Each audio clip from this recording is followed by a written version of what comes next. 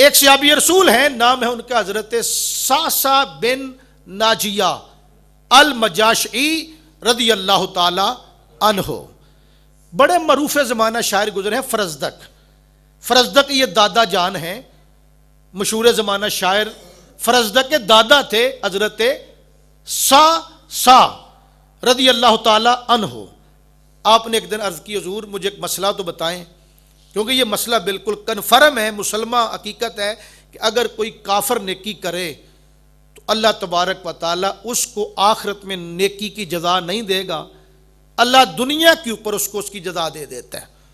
مثلا کسی نے اسپتال بنوایا کسی کافر نے، تو دنیا پہ اس کی ریپوٹیشن ہو گئی، بلے بلے ہو گئی، تعریفیں ہو گئیں، جزا مل گئی۔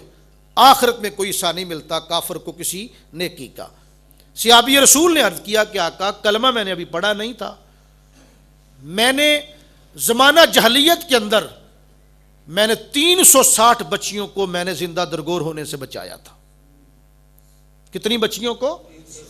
360 کو۔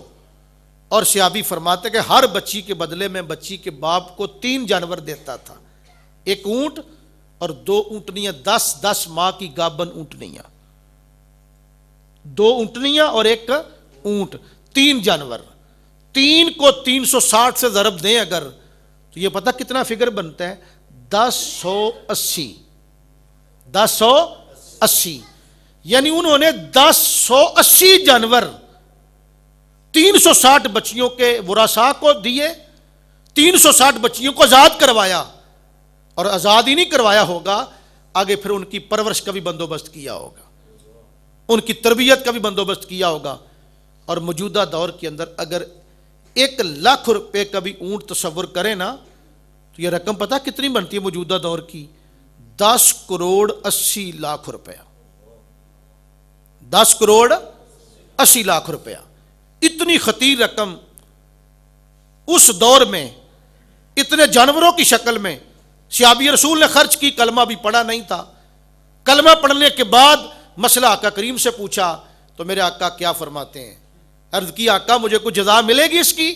حضور مسکرا کے فرماتے اجرہ اذ من اللہ علیک بالاسلام، اے میرے غلام اللہ نے تجھے جزا دے تو دی ہے۔ آقا کیا؟ فرمایا اسی کا صدقہ اللہ نے تجھے میرا غلام بنا دیا ہے۔